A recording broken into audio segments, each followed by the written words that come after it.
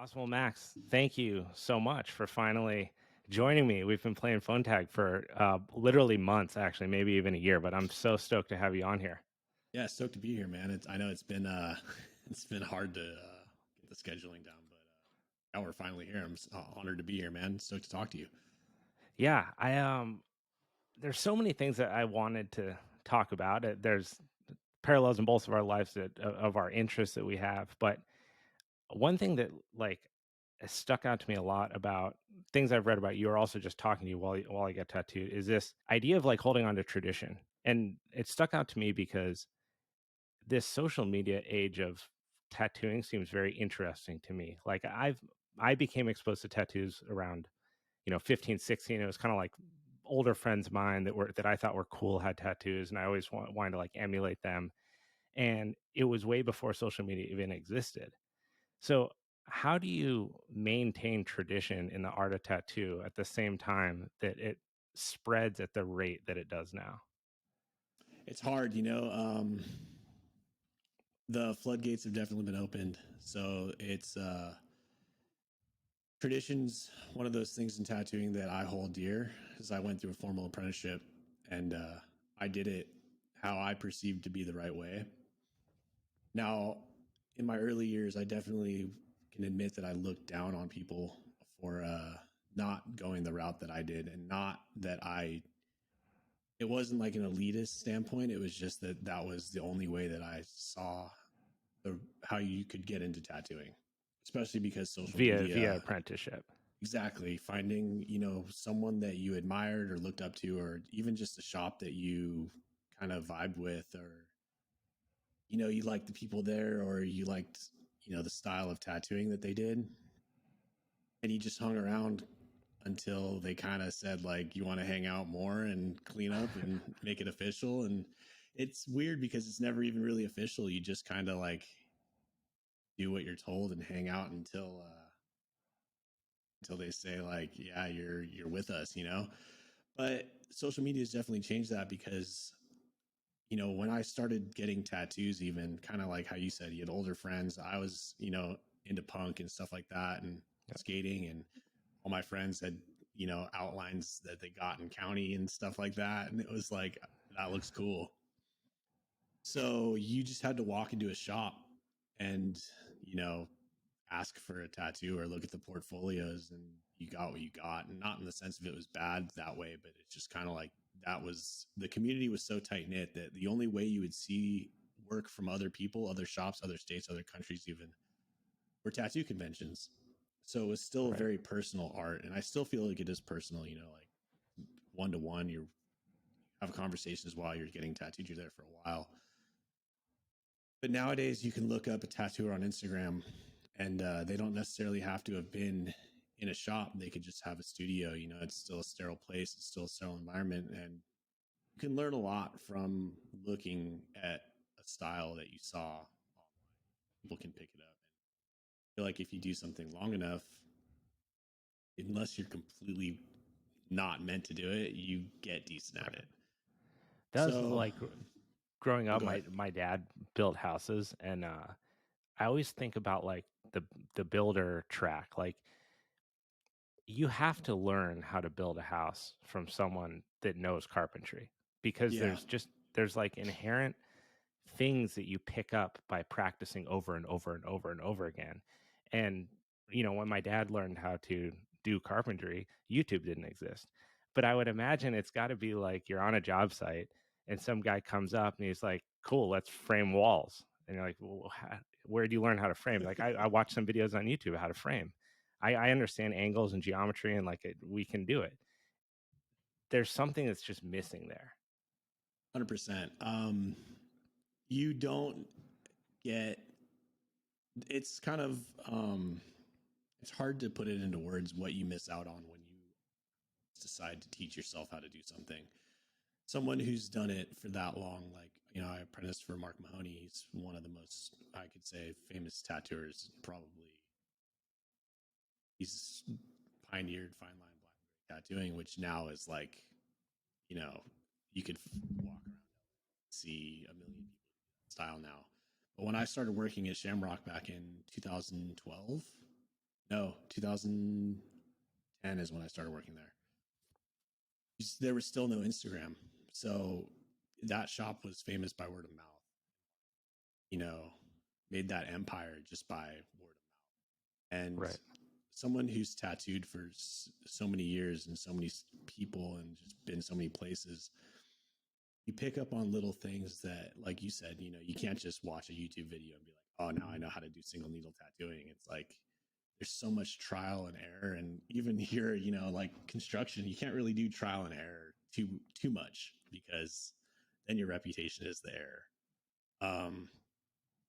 So yeah, I think that like a lot of people think that they're going to bypass the apprenticeship by saying like, well, I don't need to do that. Not necessarily like I'm better than that or above it, but it's hard work, and it's tattooing and apprenticeships have been known to be like, abusive. You get Right. yelled at a lot, and it's long hours, 14, 15-hour days of sitting in a shop. So I can understand why someone wouldn't want to go through it, like, But do you think, like, now that you're on this side of it, I mean, you've been tattooing for years, yeah, you did go through this whole apprenticeship process, and like you said, you were able to do this under arguably the most famous grayscale artist of all time, right? So that's not something that money can buy. No one would ever be able to sell someone that, right? So it's no, this invaluable experience. 100%. It, And the tattooers that I've met through that shop, made friends with, a lot of people I think equate success to social media these days, and how much of a following you have, and validation. But like the validation that I got from real life experience from working at the shop, and from tattooers that I looked up to that now know who I am on a first name basis, that is infinitely more valuable than any kind of validation I could get from a couple hundred likes on a photo, or because that to me is still the reality of it. right, Someone who a stranger can see the picture on Instagram and be like, oh, this guy's good. But until that, transitions into someone then seeing that, coming in, getting a tattoo, and meeting you in real life, it doesn't matter until that point. You know? right. Real quick, I'm gonna pause this for a second and record this. Your audio is really low. Okay, here. I can move the mic closer to my mouth. That might help. Or I can. Yeah, I have a noise gate I can turn down. Give me 1 second. yeah. Try bringing that a little closer, and then I'll just pull this part out. Is that better? It just say the ABCs. It's ridiculous, but A let me B see if C it. D E F G H I J Yeah. K. I gotta remember my I was ABCs. testing you, dude. I was testing you. You're like, shit. What Like, comes after is F? this DUI? Um, What's? yeah, no. So, is it a physical mic Yeah, like I got it. this? It's right here. I just trying to Okay, keep it out of yeah. the Just frame. bring it. Yeah, there you go. Okay, cool. Is That's that it. good? I thought Yeah. something was fucked up with the connection because it was wavy, but No, that's way yeah. better. And Okay. yeah, okay. Here. Yeah, I can talk Okay. into it So, directly. I was yep. just trying to keep it out Perfect. of the frame. This little gray thing down here. Yeah. No, we're good now. Okay. 840. Cool. Awesome. So, real quick, like if you think back to those original days, like talk to me about early days of being at Shamrock. Like here you are, you're young Max, you're interested in tattooing. You're not yet started in the apprentice, like you haven't become an apprentice or started that.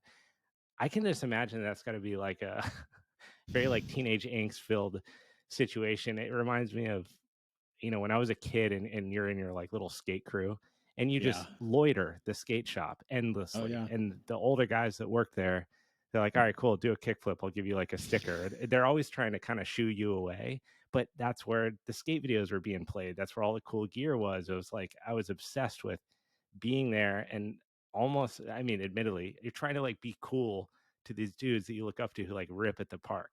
But you're annoying as hell because you're like 13 and no one wants you around.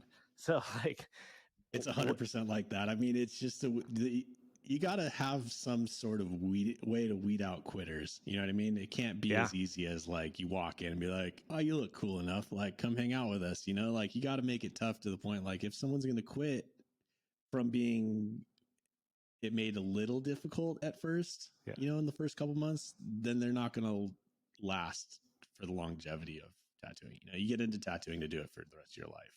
It's What not were like some of those like pushbacks oh, I mean, that you so the first day I like got hired. I mean, I remember when one of the tattooers there, Andrew, I was getting tattooed by him, and he was like, "Oh, Woo's about to finish his apprenticeship, you know, like, so we need someone to hang out. Do you think you'd be interested?" Because they knew I had an interest in tattooing, and I like jumped on the opportunity, and I was treating it like a job interview. I was like calling him like every other day. I was like, "So what's up? Like, am I gonna come hang out?" And he's like, "Yeah, I think so. Like, hold on, you know." So like for 2 weeks, I called every day, and then it was like, "Yeah, you know, Mark says it's cool. Like, come by and talk to him, and then like, you know, we'll see what's up." were you like, So the damn, first, what should I wear? I got to put on my like oh coolest yeah, I shoes. mean, it was a while ago, so I can't really fully remember what like I wore that day, but I know it was like I didn't, you know, I was like I was wearing sleeveless Black Flag shirts and cut off dickies to like school and stuff, so it was like I got to put pants on today, you Yeah. know. But I remember I showed up and so Woo, he's like showing me, he's like, all right, this is how you set up. And he like, it literally was like 5 minutes of like, this is what you do. And I'm like trying to remember all of it. And then it's like, So you're boom, you're it. actually helping him now. Yeah. Like in the frying pan, like just, Wow. this is saran wrap, you know, this is how you wrap someone up. This is how you answer the phone. Boom. Now I got to get to work. Cause he was doing a tattoo. So there's this one tattooer there, Wade, who is like notorious for just like giving it to like the helpers. And, you know, I was like, he looked me up and down, you know, like like, Yep. you got any tattoos? And I was like, yeah, I got this one on my arm. And he's like, all right. I was like, oh shit, this is like the real deal Damn. over here. Yeah.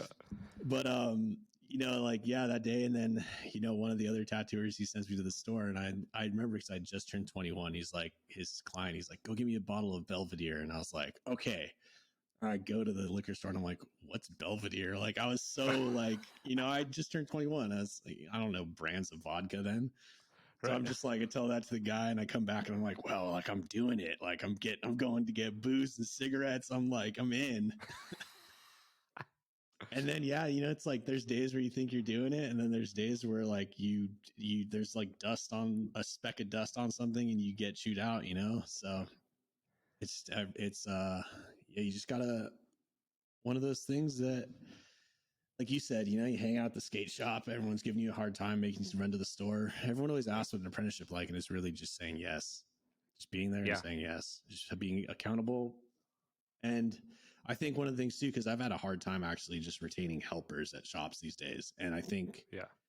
a lot of people don't want to deal with that kind of work, which I get, and it's not like it's made to like I'm not just sending someone to the store for a bottle of water just because I can. It's Right. more so that like this is the job. And when you get to the point of being a tattooer, you understand the reasons why you're made to do those like little menial tasks, because tattooing is itself, you have to have an attention to detail. And it's like those little things like that same tattooer Wade, that one day I went to Subway for him, and he's like, I want an iced tea with extra ice. And it was like 90 degrees in Hollywood that day. So I'm like walking, it's like 4 blocks away. I walk back with that thing, and he just shakes the cup. He's like, is that extra ice? I was like, yeah. And he's just like, you know, but it's like those little things, and you'll never forget not to get extra ice ever again, you know? And there's something, again, I think there's something to that. It's in any art, and you could expand that out to mean different things. There is a benefit and a value to going slow. I feel like right now everyone wants everything so fast. You know, Oh yeah. they don't want to wait in line. They don't want to, you know, their career to take a long time to take off. They don't want to learn. They want to skip their spot. They want more. And when that's the approach, you miss out on all these, like those experiences that you're talking about. At the time, it's like, man, fuck this guy. I extra ice in the cup. Like, you know, I'm above this, is what it kind of feels like. Yeah. But then you reflect on those now, and it probably gives you some kind of appreciation and understanding for what you do that you never would have gotten if it was like that. And like you said, it's for life. Just like Yeah. a tattoo is forever. It's like you chose to do this as a career because you love it. So what is, I don't know how long the apprenticeship was, but what is that amount of time in the lifetime of a person? It's literally nothing. Yeah. But when 100. someone's trying to like skate in the door and, you know, basically looking at it like a, I don't know, like a hostess job, Yeah. you're not a hostess. You're you're trying to learn a craft that is difficult. Yeah, I mean, I couldn't have said it better. Especially because, you know, when you teach someone how to tattoo, technically you're taking money out of your own pocket because there's only so many pieces of the pie to go around. There's only so many people getting tattoos, and there's only so many tattooers that can do the tattoos. So when you teach someone how to tattoo, you're technically saying like, okay, this person is going to potentially take a client away from me one day, and not in a bad way. Like I wouldn't hold someone back and be like, oh yeah, that's my person to tattoo. You can't tattoo them. Right. But I mean, in reality, if you look at it in a monetary sense, that's the truth. So to dedicate your time and what you've learned to pass down to someone, if they're in 6 months going to say, oh, I'm above going to pick up food for you, Right. you know, then yeah, this isn't the job for you. You know, it's not supposed to be easy. It's, as from the outside perspective, as fun as tattooing looks, like, oh, you're sitting around drawing pictures all day. It's a lot of work, you know, it's a lot goes into it. You put your sweat and blood into not literally, but Right. into creating something for There's someone. gloves. Yeah, into creating something for someone that they're going to wear for the rest of their life, hopefully with pride, and your name is attached to that. So, you know, all everything aside, like you're on your mental, you know, there's mental stress on creating the perfect tattoo every time. So it's not just something that you can say like, oh, I'm going to do the fun job, I'm going to be a tattooer, and then you get into it and you're like, this isn't as fun as I thought it would be. And there's days where there's good days and bad days, just like any kind of career, you know. And they say do what you love and you'll never work a day in your life. I think it's more so like you'll work every day, Yeah, but you're going to work every day. You're going to work 9 days a week if you do what yeah, you love. exactly. Do you feel like there's a like with okay, so tattoos, you know, my whole life, the holdback or like my hesitation with them before I started getting tattoos was, you know, this is on here forever. That's actually what was in my mind, is that this will never come off of my body no matter what. And in hindsight, there's a couple times that I'm really, really glad I didn't go through with tattoos that I had been like, you know, workshopping in my head, only to find out later that now there's tattoo removal, which to me just seems like the whole thing, like the core of it is like you're committing to this piece of artwork that's, like you said, you know, time has been put into it by the artist to make Yeah. something that's lifelong. And then you, whether you're getting it for the art side of it or the meaning side of it, you should give a shit about it too, that you want it on your body the rest of your life.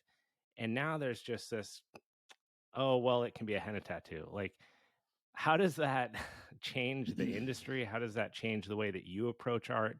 And does that change the way that you take on potential clients, we'll say? Hmm. I'm going to start to answer that question by something that I was just talking about yesterday. I'm not going to plug the shop or name the shop, but it's been come to me and my friend's attention lately that there's now a tattoo shop that does disappearing tattoos. And What? Well, hold on. Not to stop you. What is that? it's exactly what it sounds. I'll put it in the terms that I like to put it. It's a poorly done tattoo that uses some sort of ink that fades in about a year and a half.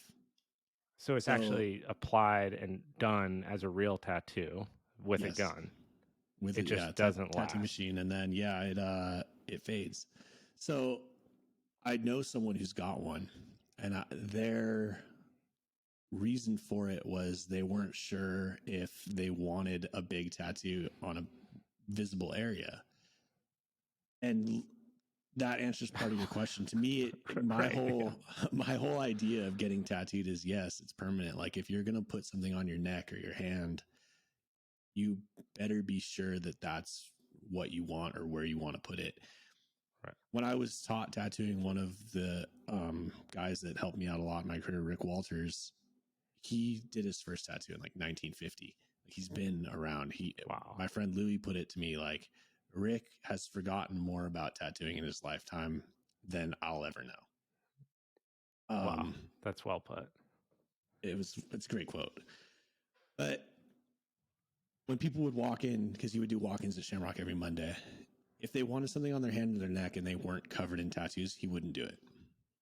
Yeah. And that perspective has changed a lot drastically in the last few years with the rise of social media. I think it contributes to a lot of young kids getting, popular, whether it's through music and art, any other way, but they don't make money in the traditional sense of like a 9 to 5 job. Right. So they can get their hands and their necks and their faces tattooed. Whereas, if you're 18 and you get something on your face as your first tattoo, you're probably going to regret it at some point. Yeah. Maybe you won't, but I mean, when I was 18, I thought, yeah, this is cool. I don't want a real job. I'll just get my face tattooed. But Right. you might turn 30 and realize that you want a retirement and like some health benefits. You might not want to get your face tattooed.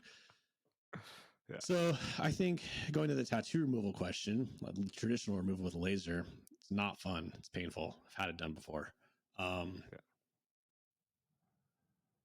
It's not as easy as just like, oh, I'll get it removed. There's certain things that if it's done correctly or incorrectly, even if it's done, like if the tattoo's blown out and it's too deep, a laser is never going to get it out of your skin. So I think removal is good in the sense of like, there's a company that removes like gang tattoos for free for people who want to like change their lives around. So removal isn't, I don't frown upon tattoo removal. I frown upon disappearing tattoos because to me, like you said, it's something kind of sacred to go through the process of getting a tattoo.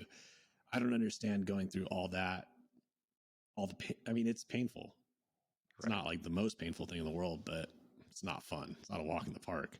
Yeah. The case that I could really see for it is, you are a reformed gang member Yeah. and you've made amends and you're moving forward with your life and you're trying to help people in your community and you have like a swastika on your chest. Yeah.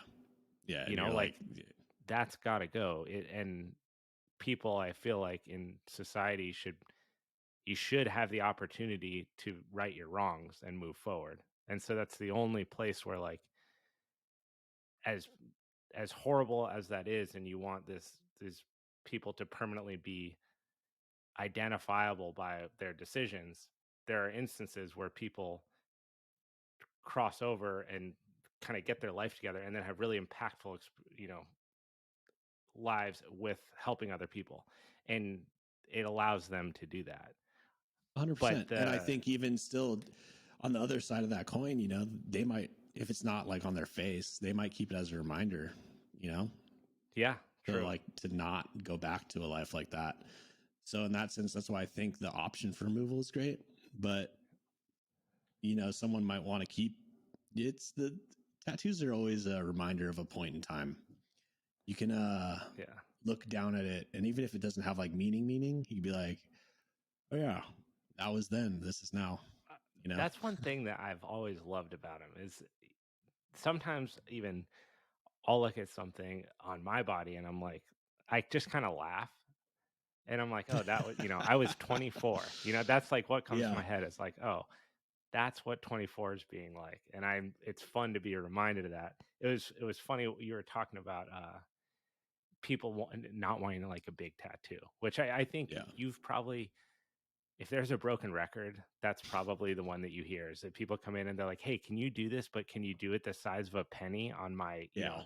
hidden on my body? And you're like, look, even when I've gotten tattooed by you, I personally, I try, and this is developed, but I try to like have an idea and be like, hey, this is kind of what I want to do. I'm not an artist. I don't tattoo for a living. What do you recommend? Like, where does this work? How does it contour with the body? And kind of go from there. And when I got this tattoo on the back of my leg, and I went to Jason's stores did it, and I brought him something that like maybe was the size of a card, like a playing card. And Yeah. I was like, hey, I want to do this back here. And he goes, cool. And he goes over to the printer, he comes back and he had like a 12x6. And he's like, I'm thinking more like this. And I just had Let's this do a moment back of, piece. yeah, I had this moment of just panic where I was like, ah, shit, I don't want to do that. Was like Yeah. my initial thought. And then the other thing was like, but why would you go? So you wouldn't go to a barbecue joint and be like, "Hey, I want you to make me some vegan chicken nuggets." Yeah. Like, it's just not what they do. It doesn't matter. There's nothing that will do that the right way. And in hindsight, it's it's a piece that I love. And if it was smaller, it would have sucked, Yeah. or you would have no idea what it is. That's kind of the response that I give nowadays. I'll do something probably smaller than I should, but I like to challenge myself. So I've gotten to a point where now, like, I'll show someone the design probably about as small as I'd recommend doing it, and 9 times out of 10 the question comes back, can we do it any smaller? So now the response that I give is that, probably, but you're going to sacrifice longevity, because no matter how well a tattoo is applied over time, the ink spreads in skin. It doesn't ever like turn into a solid. It retains the liquid form. So, 20, 30 years, lines spread, they double in size. So the smaller you do something, you're just kind of shooting yourself in the foot. You're better off keeping it at a size that lasts as it should, as opposed to, it's like going back to what you said about how you came with the size that you thought. I think that, is important, because I think what happens is people make up in their mind, like, oh, I'm going to get this really tiny. And then when they see it, even if it's really tiny, they just, something in their brain wants to see it a little bit tinier,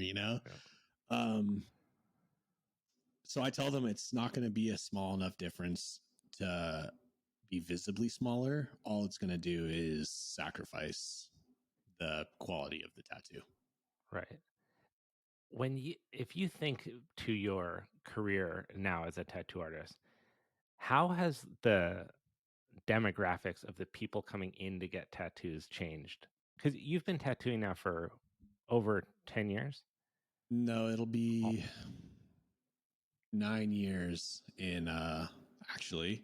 What about including the apprenticeship? Oh, including the apprenticeship. Yeah, I've been in tattoo shops for over 10 years. Okay, cool. So let's start with, like, from the time that you're fly on the wall, getting sodas, to now. Have you witnessed a change in the type of person or type of people that are coming in to get tattoos?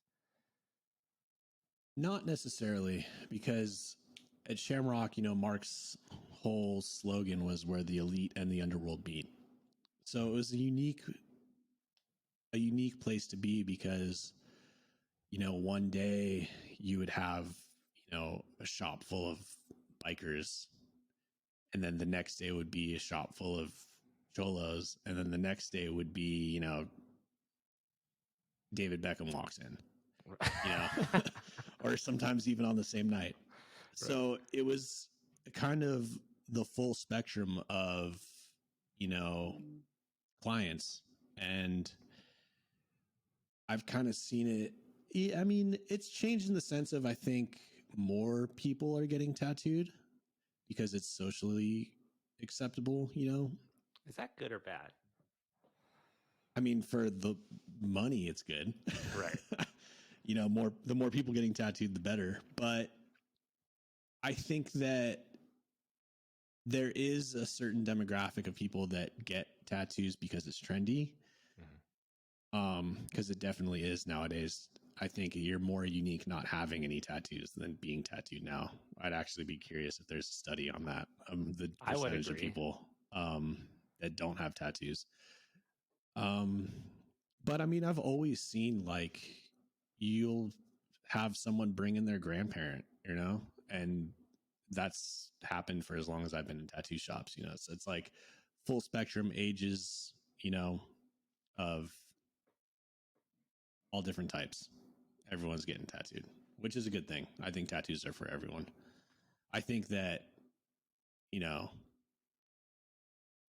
yeah, whatever you like. I don't judge people on what they want to get too. I mean, I think that someone brings something to me, who am I to judge? Right. They like it, they want to live with it. Go for it. Live your life. I mean, that begs the question.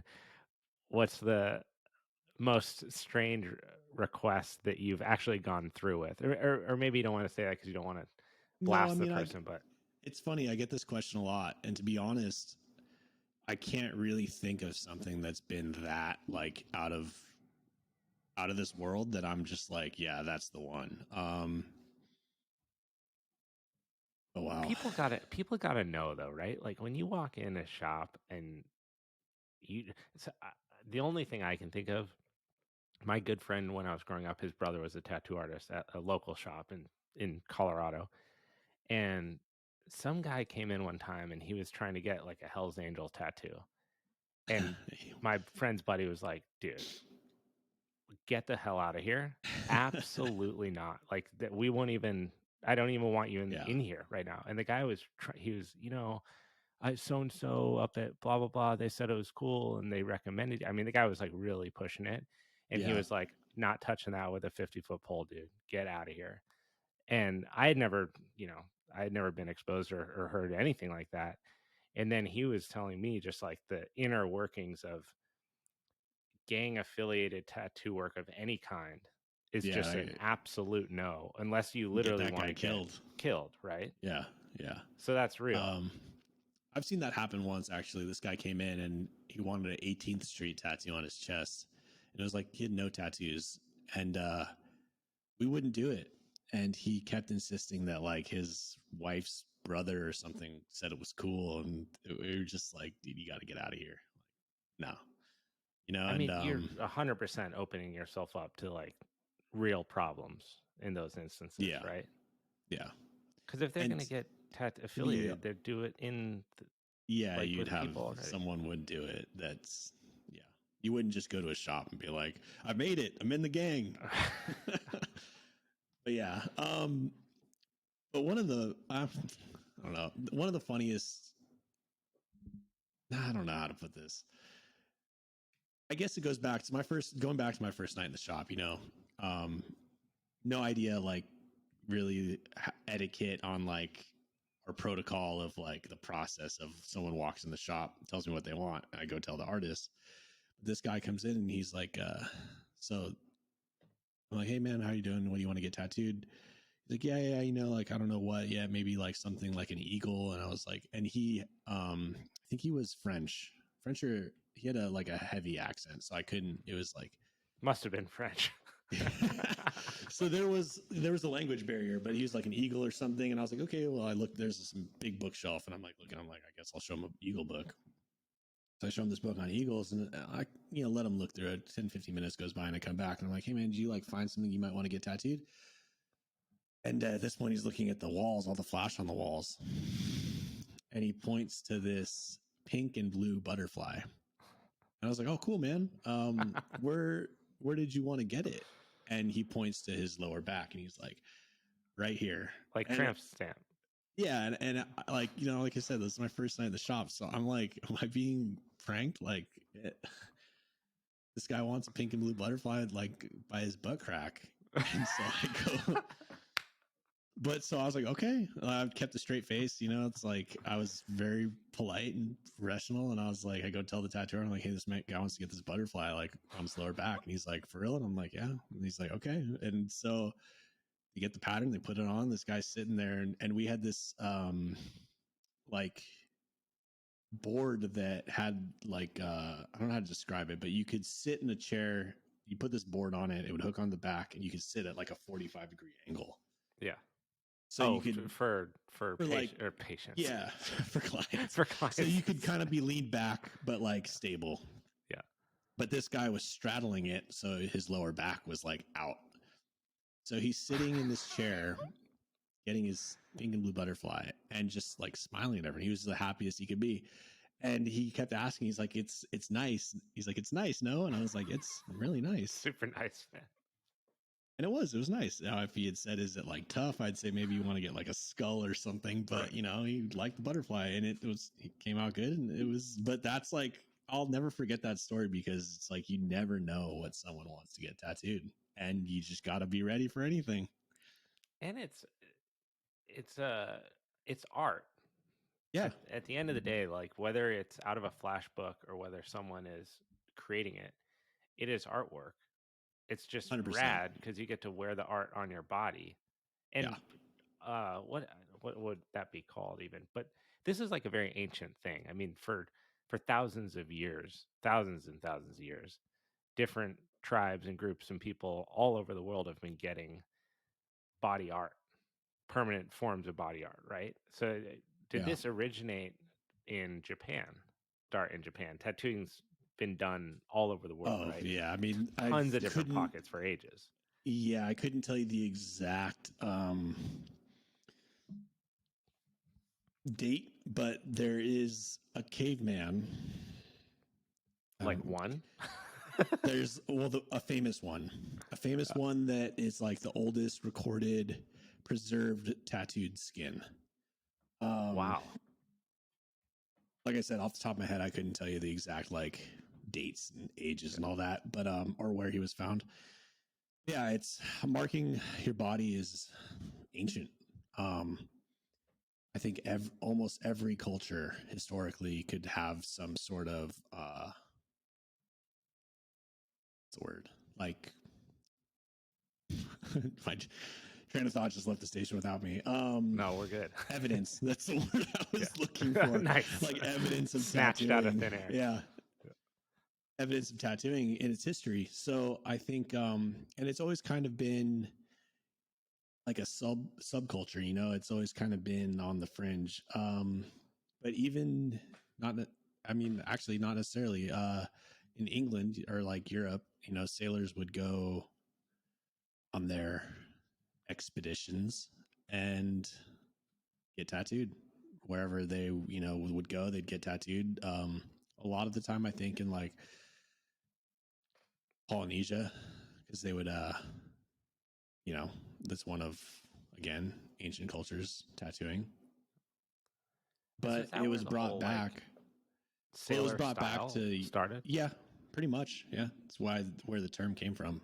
Um, but there was tattooer George Burchett, who I think he was English. I'm sounding really knowledgeable of my tattoo history right now.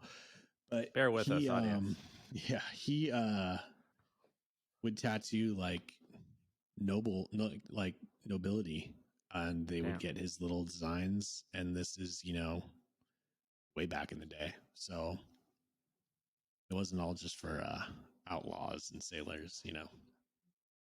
Do you think that we will continue to get tattooed, or do you feel like there'll be a like a relapse where so many people have been getting them and people get sick of? Well, I mean that's stupid. I'm talking out loud because that's holding true for everybody. What might be true for a couple of people that are doing it for the wrong reasons, like No, I think the core group of you're people not. that are getting tattooed. They'll continue to get tattooed. What I think will happen is you will see it slow down because the trend of children seeing what their parents do and thinking like that ain't cool. Right. I feel like the popularity will slow down a little bit. I feel like a lot of people will come of age and be like, my dad has tattoos. That's whack, you know? Right, because it loses that rebellion aspect that you're like a departure from the family unit to go and I'm going to Yeah. go and do this by myself and I don't care what you Yeah. think. That's kind of Yeah. out the It's like, door. I'm not listening to Steely Dan for the sole fact that my dad used to play it all the time. You know what I mean? Like, to me, that's dad music. So Right. it's kind of like that aspect. I think you'll see that a little bit. But then you'll also see the kid who's like, my dad's or mom and dad are covered in tattoos. They took me to get my first tattoo. Like, I want to be just like them. Right. So who knows? The numbers might stay the same, might see a decline in it a little bit because, yeah, it's like everyone wants to rebel from their parents. So if your parents are covered in tattoos, you're like, not going to end up, not going to be like them, you know? But Do you feel like that this whole all of this is changing like the way that we think about originality? Because when I was younger, I remember that I was always so concerned with trying to be original, which is so dumb, and thinking I'm the only kid who listens to this punk rock band, or only me and my friend listen to this band. You guys have never even heard of them. There was always that kind of thing that you're just doing as a dumb kid. And tattooing to me always seemed like this place where originality just happens. Like only, that artist does that style. Only this person has a tattoo of that style. But now, I mean, I can talk openly about our communication, right? I'm like, hey, I'm yeah, thinking about getting this. And you're like, cool, I've done one of those before. And there's part of me, you're like, damn, someone else has it. But then at the same time, that's so dumb because everything has probably been done once Oh somehow, yeah. right? Yeah, they say there's nothing new under the sun. The history of tattooing as like an art form with flash and everything, people, it's funny. I hear it all the time. People like, people really don't get stuff off the walls, do they? I'm like, yeah, they do all the time. Part of the, it's part of it to me. Like if you just want a tattoo, you walk in, you're like, I don't know, that skull looks cool. Like, just put it on my arm. Like it doesn't have to be some deep, meaningful thing. It can, but it doesn't have to be. I think that's part of the beauty of it is you're like, I just think that was there. That guy painted it. It looked cool. And Right. all those designs, even if they are original, they came from somewhere. Even the first, that I'm sure that crawling panther with like the Yeah. scratch marks. Yeah.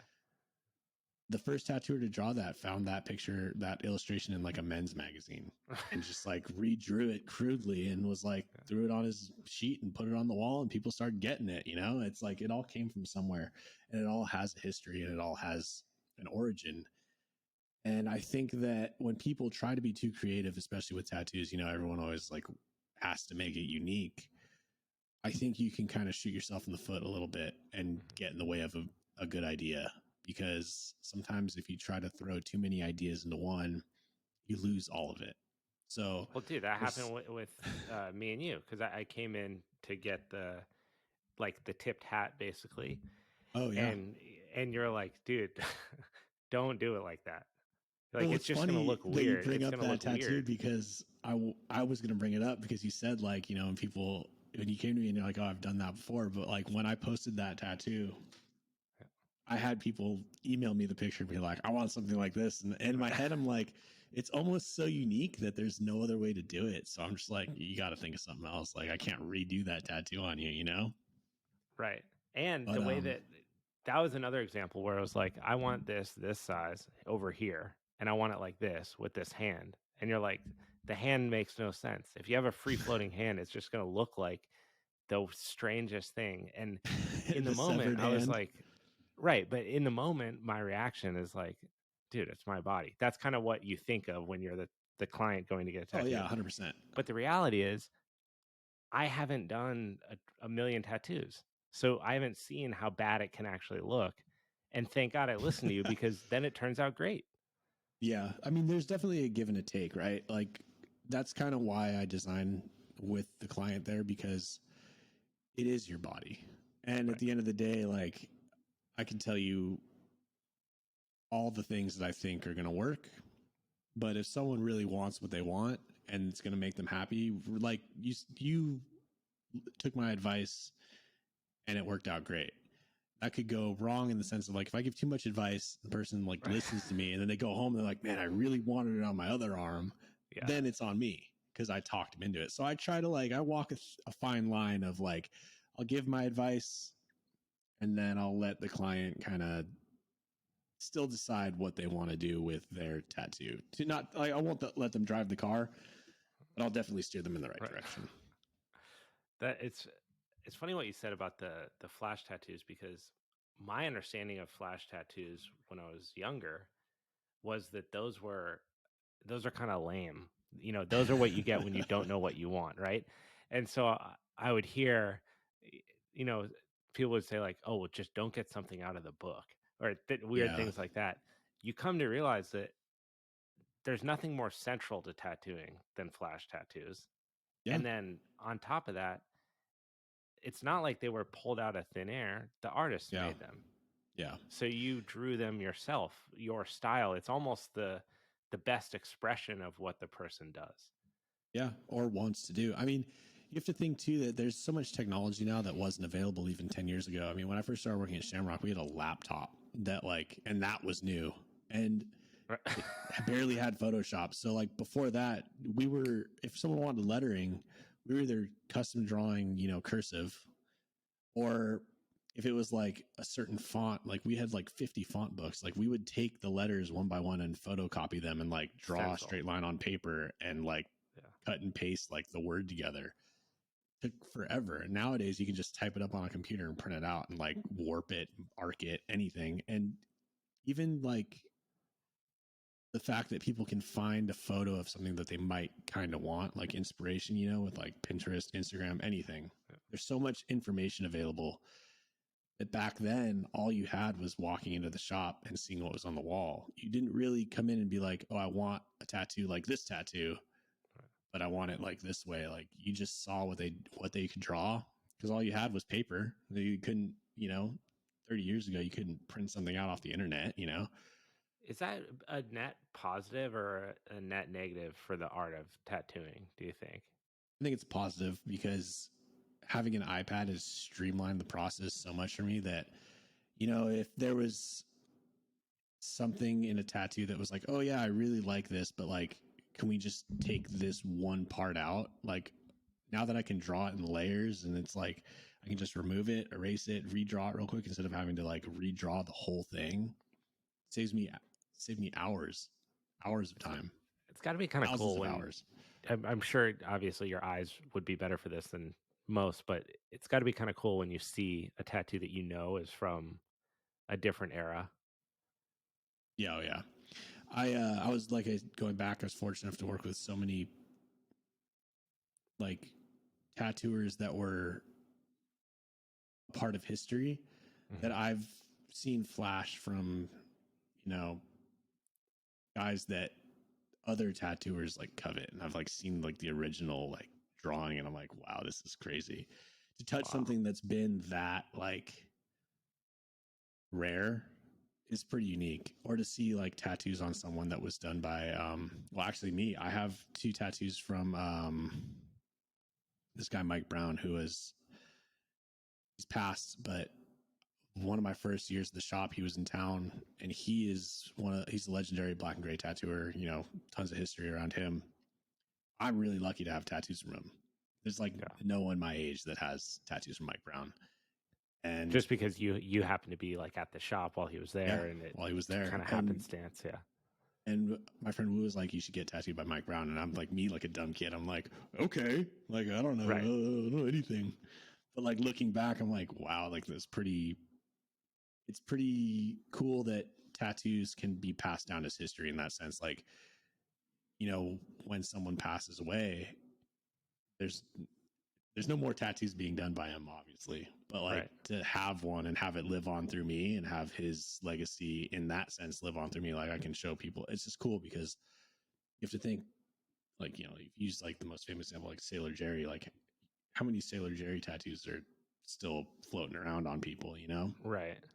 And there'll be a time where there's none. But like someone who has that tattoo might tattoo someone, and then that story will live on through them. So it's still just kind of like passing on. Tattooing's passing down stories, For whether sure. it's talking in the shop, telling real life stories, or the tattoo itself. It's kind of cool. That's always one thing that I've enjoyed about like of course you enjoy the art. You get a tattoo at the end of it. That's great. That's what you came for. But there's it reminds me of like surfing is a special place because for me because you can't have your cell phone. So people Yeah, that are surfing, you're in a group of people that is not having their cell phone doing an activity. So you're like inherently just part of this little club. When you go and get a tattoo, you have to spend the time there physically in the shop you without having a conversation with a person. Obviously I love doing this, I like having conversations with people, but that's a special time. And you are, for each tattoo that you get a little snapshot, like you can kind of remember about the time and the place and when it happened and like what the shop was like and the other people, and you're always in there with randomly other people. It's just kind of a cool like that part of it to me is what's so rad. You yeah, only get that if you're going to get a tattoo. You can't go and like have that experience by thinking about getting a tattoo or wishing that you had gotten one or something. It's like it's only if you go and do the thing and you sit yeah, through that.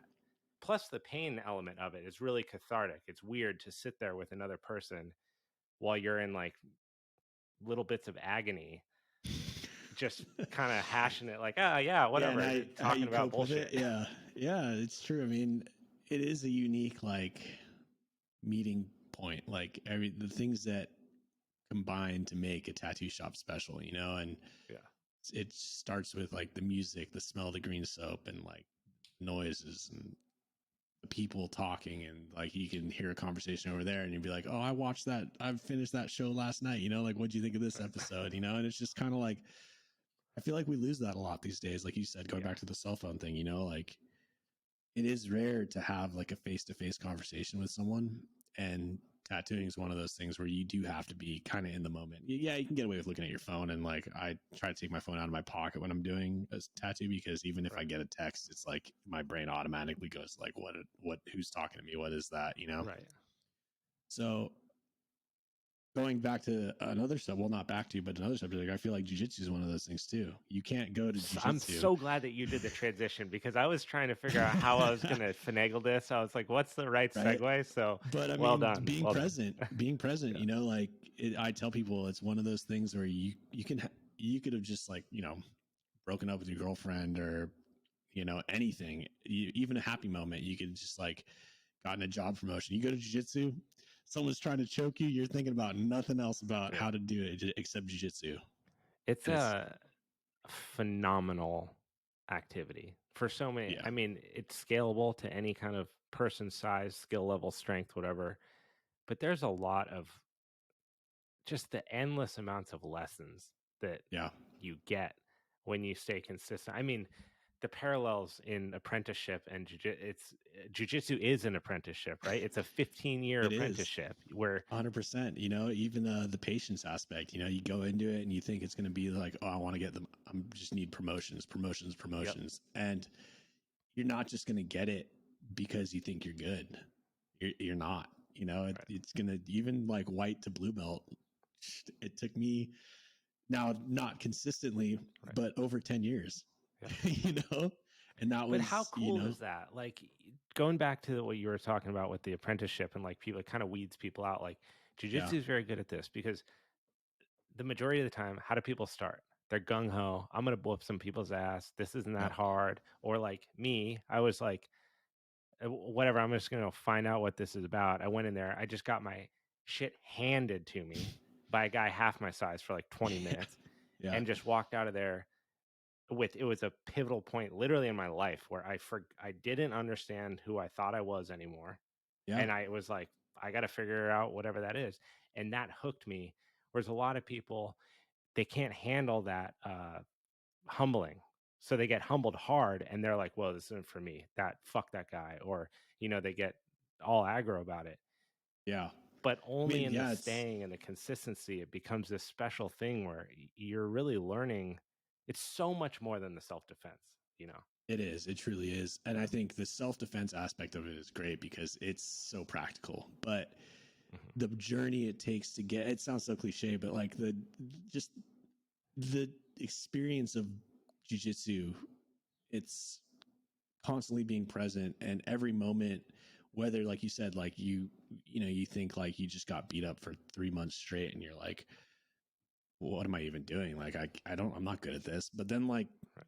you keep going, and then like a week later you catch someone in a submission, you're like, I guess I do know what I'm doing. Like, I don't know, Right. like there's ups and downs, there's peaks and valleys, but like it's just, there's so much that goes into it, and so much learning and personal growth that like it'll it will change your life for the better, you know. Like, yeah, you I mean, maybe not physically, you might end up with like some, your knees hurt Yeah, your every knees and your day, and back are blown. your neck your neck is, you can't turn to the left or whatever, but like, I mean, unless you're, like you said, unless you go gung-ho trying to like beat some people up, like it's, the serious injuries I don't think are that It's common. so funny you say that, because I was sitting there last week with one of my buddies at the school, and he was sitting to my right, and I was like, I was having to do one of like these to talk to him, and we were just laughing about. We're like, what are we doing here? We show up 3-4 times a week. We absolutely love this. We're all feel like shit.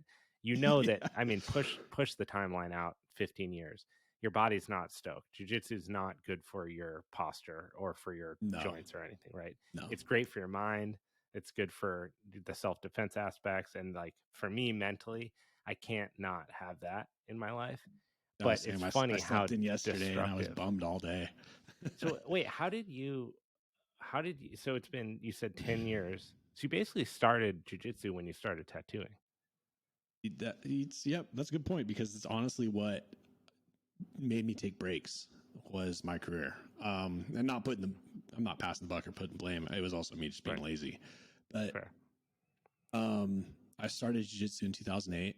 A buddy of mine had just got into it from a friend of his, this older guy who was like an MMA fighter. He was like, you should come do jiu-jitsu. And I was looking for something and he's like, come try it with me. So I went and I was like, back then I weighed still the same height. I was like 6 foot, but I was like 145. I was like, Yeah. it took me forever to put weight on. I think I was 19. I'm not going to even try to do math right now. I was like, don't ask me to do the math. You brought yourself into this. I'll start counting on You my said fingers. 2010. I'm like, I don't know. I think it's been 12 years. And so I went with him, and it was this place in Hermosa Beach. South Bay Jiu Jitsu is like the only place around there back then, besides obviously like the Gracie spot. But Right. Jiu Jitsu wasn't as popular as it. I mean, I've from starting back then to seeing it now, like it's all over social media. It's pretty popular. It was not as popular back then. It was harder to find. But went with him and went for about, I'd say like a year and a half. Sustained a few like minor injuries, like, didn't tap to an arm bar as fast as I should have. So my right arm hurt. And then I started working at the shop and it was late nights. So I just hit a crossroads where I was like, do I continue to do this? And it was hard because it was like I was getting off at 4 a.m. and then going to wake up and go to jiu-jitsu this doesn't go hand in hand. I mean, Right. dedicated, yeah, but for me, I was just waking up late and all that and let that get the better of me. But yeah, I put it to the side because I was like, career in tattooing, I just put all my efforts towards that. And then in about 2014, one of the tattooers was like, I think I'm going to start this thing called jiu-jitsu. And I was like, dude, let's go. So I got stoked on it again and started going with him and probably went for about 6 or 7 months. Then I got appendicitis. Oh shit. And like that break just, So you had to have surgery. Yeah, like emergency surgery one night. So I was out for a while, and then like that wasn't just surgery, dude. It was like I almost died. Once you get out of once I got out of that groove, it was the same thing. I had just kind of started tattooing after my apprenticeship, like full time, and it was even more late nights, because it was like, well, now I'm tattooing, now I gotta like make a clientele base and like put in the hours, put in the work.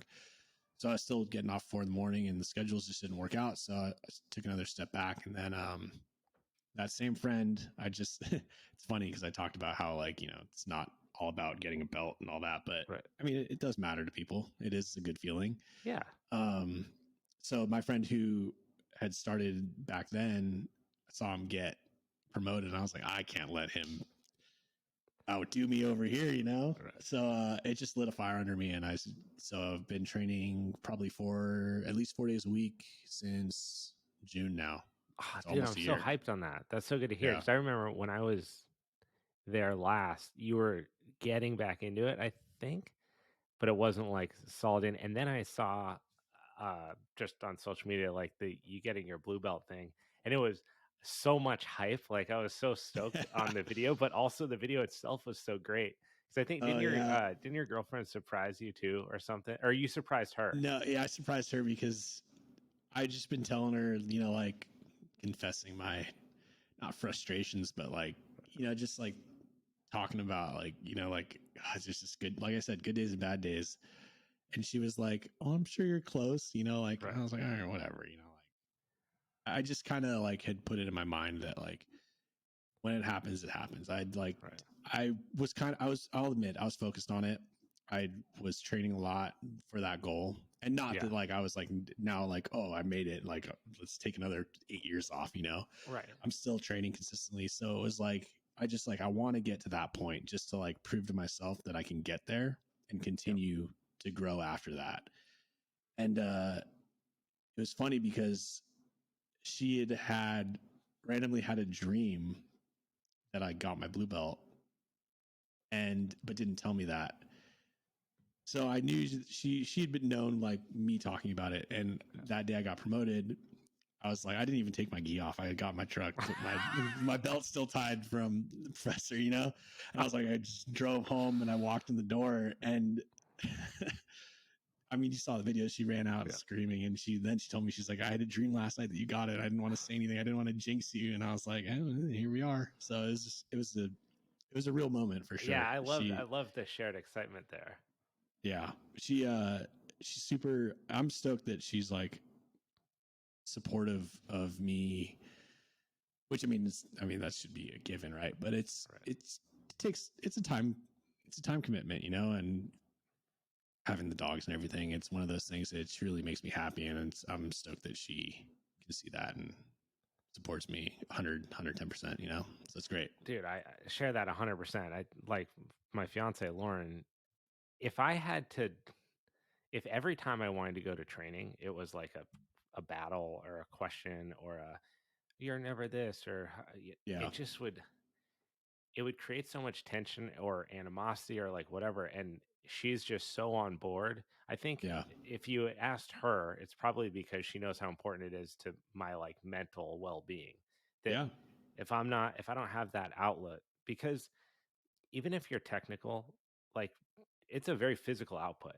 And it's people say strength doesn't matter, but I mean, you try to hold on to a sleeve for or just 10 minutes, you know, like no matter how calm, cool, and collected you are, there's moments where like that part of you wells up, like you're fighting someone. It's technical and it's artistic and it's like chess, yes, but it's also a fight, and you're trying to choke someone out. And even though they're your training partner and you trust them and you want that, you know, you don't want to injure your training partners and vice versa, because that no one wins. But you're putting it on sometimes. Yeah. And that's 100%. That physical output's very different. Like there's you can spar, you know, Muay Thai or boxing, but it's still different. Yeah, and I've gotten a couple friends into it lately. And like my pitch is, you know, it's kind of unique in the sense of it's one of the only martial arts that you can go 100% and not necessarily get injured. Like if you go 100% kickboxing, boxing, you're punching someone in the face. You can either knock them out or break your hand, or something, or you know, anything. Like that's like, you can't tap out to a punch. You can't be like stop like a millimeter before your face and be like, yeah, tap, tap, tap.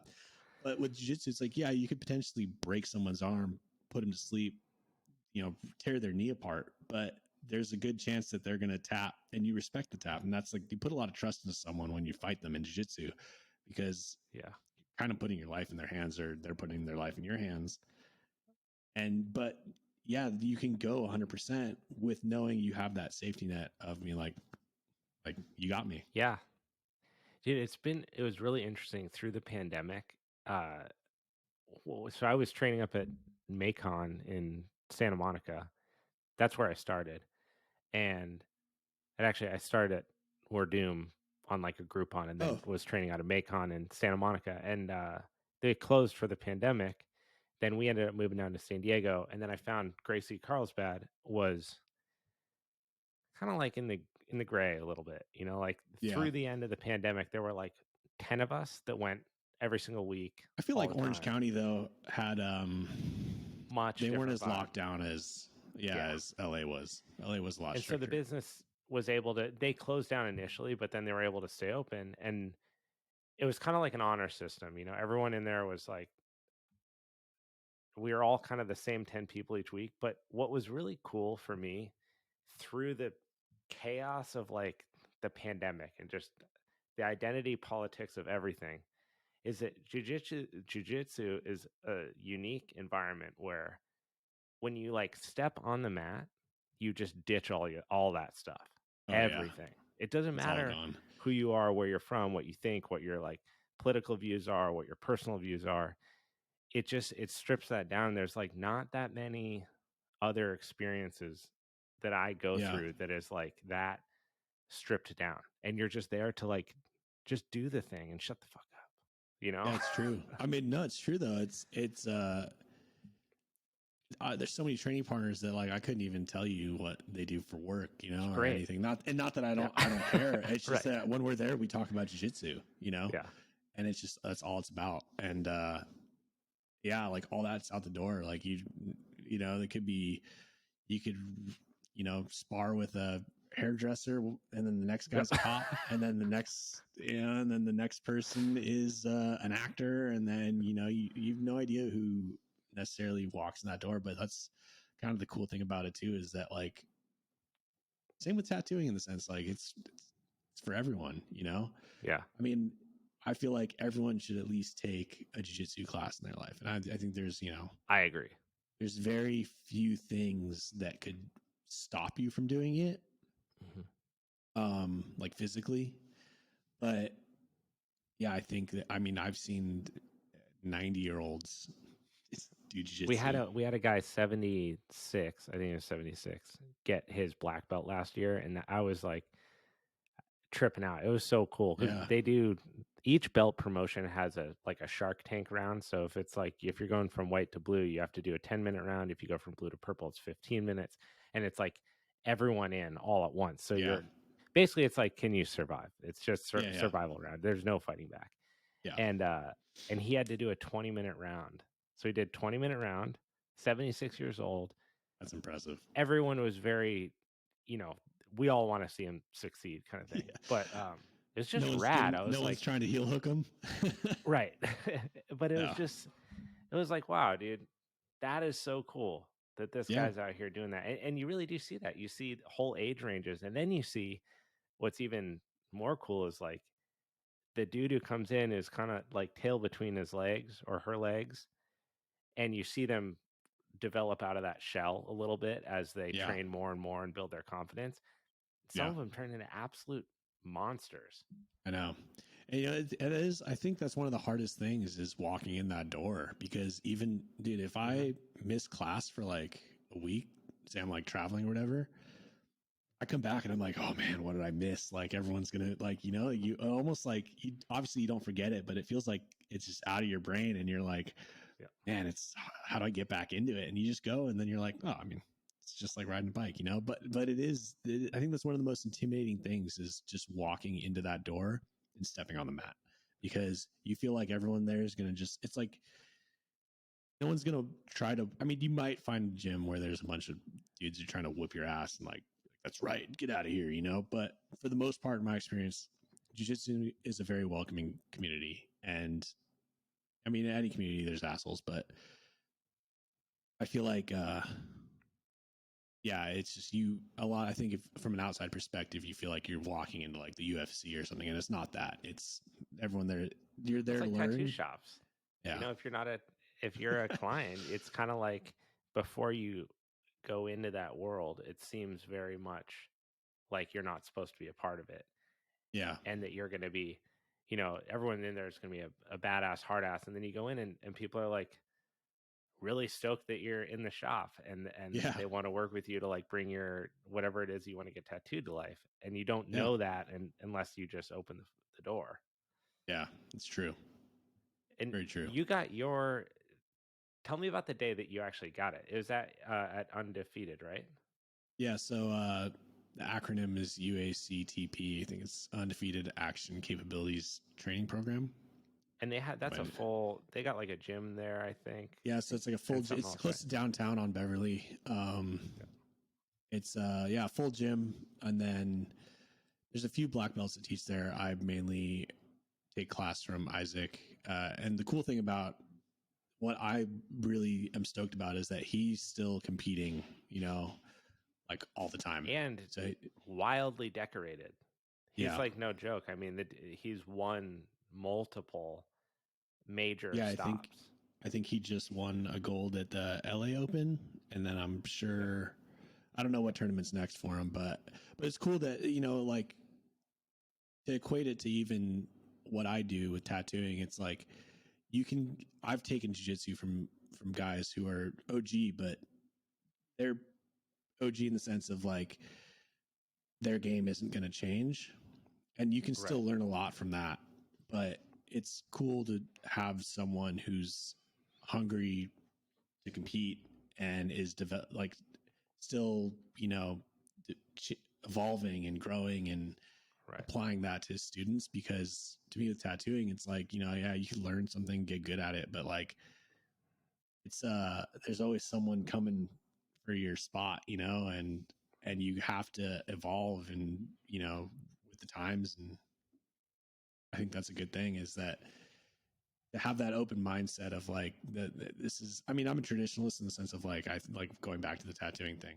like, there's certain things that are sacred, but at the same time, like the world's changing and you gotta get on board or you're gonna get passed Right. fast, so Do you have to continually adapt your, well, I guess your style is your style, but you do have to learn new techniques or new not ways of necessarily. delivering tattoos? It's more so like you just got to be aware of your surroundings, like a traditional tattoo shop is, I feel like, less prevalent than, there's a lot of like private studios now. And like Right. I said, it's pretty much like, you have to, I know a lot of guys who are like against social media, and if you don't market yourself on social media, no, I mean, it's just a sad reality is no one's going to know who you are. It's Yeah. just a simple fact, it's just the way the So world is brutal, now. man. Yeah, it truly is. It's necessary evil though. And it's great for marketing at the end of the day. Like I said, you have to walk into a shop and flip through physical books to see someone's work. And now you can find it online. So it's super accessible, which I think is a great thing. At the same time, it could be not a bad thing, but it can definitely validate people who don't necessarily haven't earned it, if that makes sense. Right. You know? That makes sense. Yeah. I But then guess again, I if fit you're good at tattooing, you're good at tattooing. So people are right, so gonna, it'll speak for itself.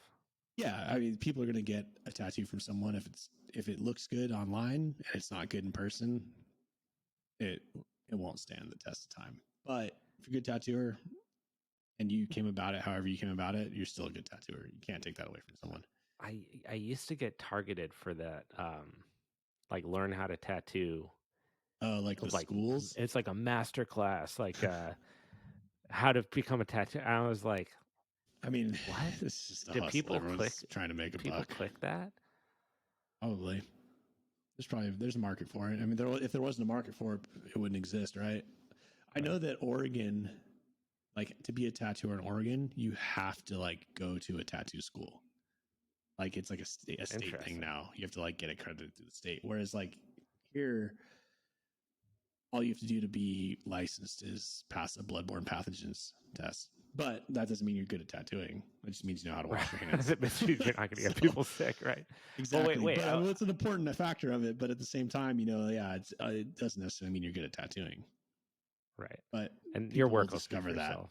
Exactly. I was like, people will discover that. They'll see your tattoos and be like, pass. But Well, it's a lot of word of mouth too. I feel like with the social media part of it, what's so valuable is that you can just be like, "Oh, you're thinking about this? Check this guy out, or check this girl out. This is their style." Or you can send it or share it. It takes a step out of the process for the person because you don't yeah, have to go, "Hey, Max, you want to get a tattoo? Go check out this guy Max.com." Okay, cool, I'll yeah, do that, and then you don't or something. yeah, So it like 100%. speeds up the amount of time that you can see artists, but before I forget, I want to hear about when you actually got the promotion. You almost Oh, told me. It was from like on the Isaac. day. Yeah. So from Yeah, yeah. Isaac. So Because you I didn't know it just, was going to happen. You just had an idea. yeah, I didn't. I mean, so it was crazy. It's almost hard for me to remember because I was like, it was kind of surreal in the moment. I was kind of content with letting that white belt get so dirty that it turned into a black belt. You know what I mean? Right, right. But so yeah, I had kind of set that notion aside in my head that like I want my blue belt, and to be like I'm just gonna keep going, which is, I mean, it's what everyone tells you, just show up to class and you'll Right. get there. It's just time. But I I just kind of like I was going like you said, like even if it's like um you're fighting someone, even if you're just technique and all that, you're fighting someone. So I just like woke up that week and I was like on a mission. I was like, you know what? I'm not getting tapped this week. I'm putting it to everyone. And I remember seeing Isaac and one of the other black belts, Zach, kind of like hanging around watching me roll. And I was like, in the back of my head, I'm like, all right, I just like, just my brain was just on that week, you know? Yeah. And I class was done, and I could see something was like different. Like he was like, I heard him go like, "Oh, do you have it?" He's like, "Yeah, yeah, I got it." I was like, "Oh shit, what's gonna happen? What's going on?" And but it's like not like I was like I psyched myself up. I was just kind of like I was paying attention, you know. Like one trick I learned from one of the tattooers I used to work with was always just be aware of Listen. what's going on around you. You know, I'm always Yeah. listening. I'm always dropping eaves. You know. Right. Um, and we lined up and said, "Everyone, good job, everyone today." And then it's like a belt promotion. I was like kind of looking around, and I had a feeling because the only other white belts that were there were pretty new. So Yeah. I was like, "Oh my god, it's happening!" And I just couldn't keep this silly grin off my face. It Yeah. was like with that. I don't know. There's very few things in life that have given me that feeling, and it's hard to describe like and I mean it's only a blue belt, you know, like I still got so much to learn and so long to go, but you got to take those little victories. And that feeling was, it's just like you feel like you're on top of the world when you like just to know that you're like not impressing someone, but that they see that you're committing, you know, like your level of commitment, and that you're, I don't know, I'm so appreciative of everything that like I'm taught at Yeah. in that world, you know, like every little detail, every little word, like you kind of like what I said about apprenticing, like someone's giving you the knowledge that was passed down to them. Right. And it's unique to have someone dedicate what they've dedicated their life to give it to you and be like, here, take this and appreciate it. And Yeah. yeah, it's a cool It feeling. definitely is it is just a belt, right? You Yeah. could buy one on Amazon. If you really want a Yeah. blue belt, you could just order one. But when you get it from someone who you look up to your professors, you do. You see them a Yeah. lot. You learn from them. You try to emulate them. Acquire their skill. You do all this stuff. And when that moment happens, it's saying so much more than here's your next belt. Yeah. It's recognizing all the 10 years or all the years between that first day when you went in, when you weren't really sure what you were getting into, Yeah. to getting hooked, and then all the injuries that you worked through that you didn't quit, and the other people that did quit that you started with or that you knew Yeah. along the way that stopped. Like as you go through life, and well, as you go through the jujitsu life, it's interesting because people quit. They're Oh like, yeah. no, it's not for me, or they get hurt permanently and they can't, so it's this Yeah. mix of like people choosing to stop and then people being forced to stop. And when you get that, it's a momentary recognition of all of that at once that you then get to like wear. And it Yeah. is very like it's, if you like martial arts and you grew up enjoying that kind of stuff, it's just cool Yeah. because you can't fake that time. It's You back to can't. the Yeah. apprentice thing. Like It's you true. can't Yeah. go learn under Mark Mahoney for as long as you did. That's Yeah. invaluable. It's incredible. That Yeah. legend, right, of all time of Yeah. American tattooing. That's wild. And you got to Yeah. do that. No one Yeah. can It's take true. that from you ever. Yeah.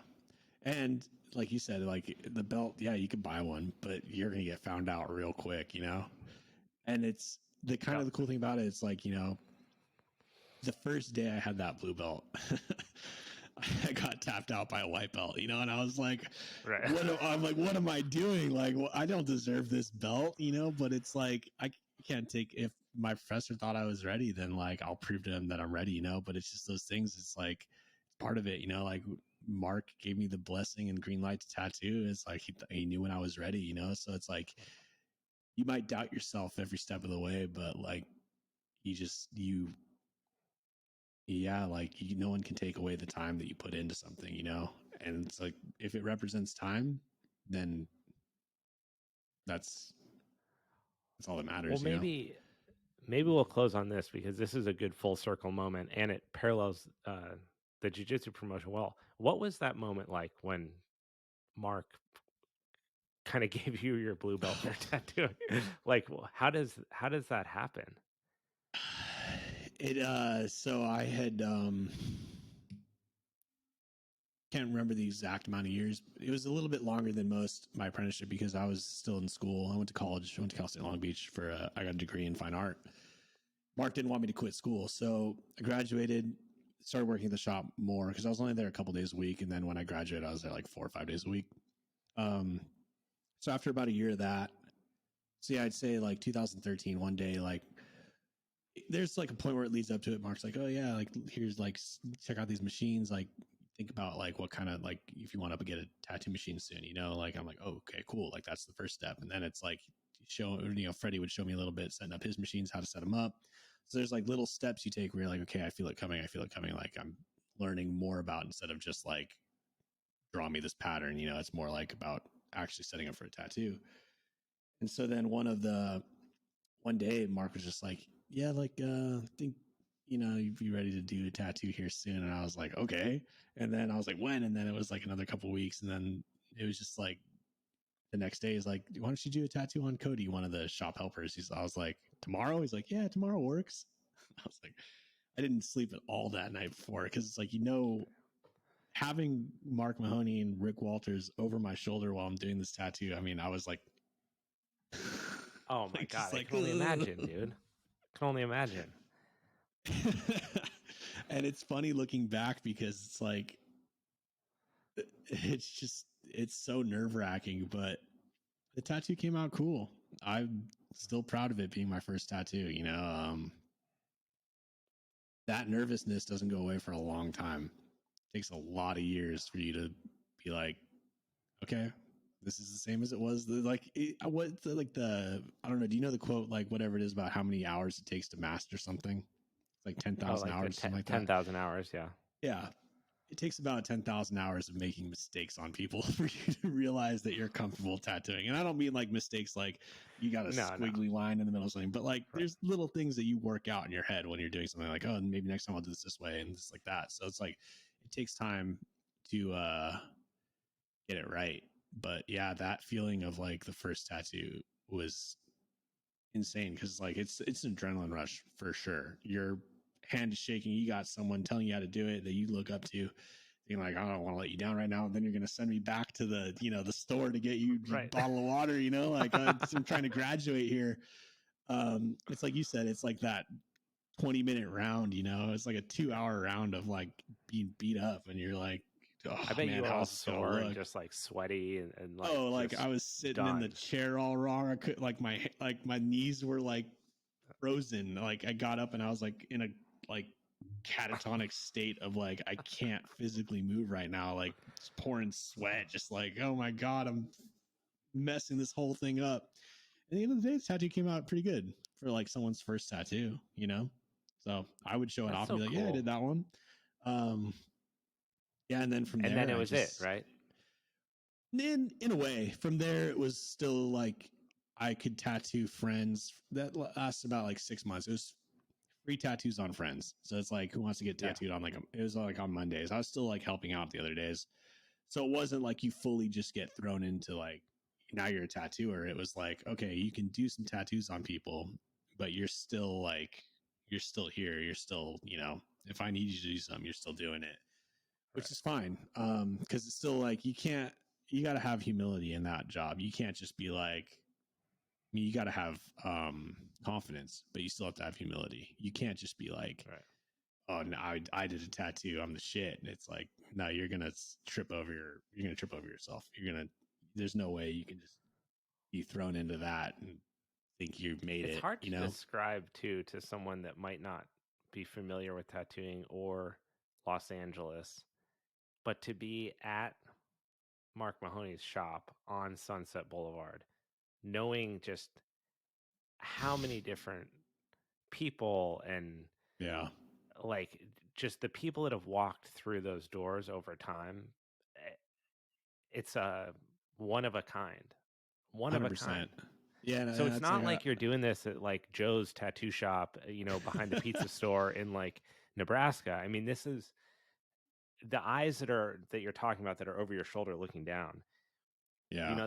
It's like Yeah. It's like Hickson and people Harless are there watching you like do a armbar, and you're like, oh, pretty much. Jesus Yeah. Christ. It's people fly halfway across the world to like just get a tattoo from Mark, you know, like Right. it's like I'm trying not to just like name drop, but yeah, like you said, like the people that walk in that door, it's like if you were if you had the tendency to get starstruck, you'd probably be starstruck every Bad day place at to the work. shop. Yeah, exactly. You have to like treat it like it's normal life, like you're just hanging out with these people, and it becomes that, which is kind of it's surreal in the sense of like you wake up one day and you're like, I really just go to that guy's house and like we were just talking like it was nothing, and you like go home and you're like, this is a weird day. It's Hollywood for you, I guess, you know. That's a whole nother episode, right? Just like Yeah, seriously. the whole thing. Well, dude, Max, I'm so glad that we finally got on here and made Yeah, this me too, happen. man. It's Yeah, been a blast, and we it will has been a blast. definitely have to do this again soon. Yeah, I look forward to it. Um, definitely. It's been Thank great. you, brother. Yeah, thank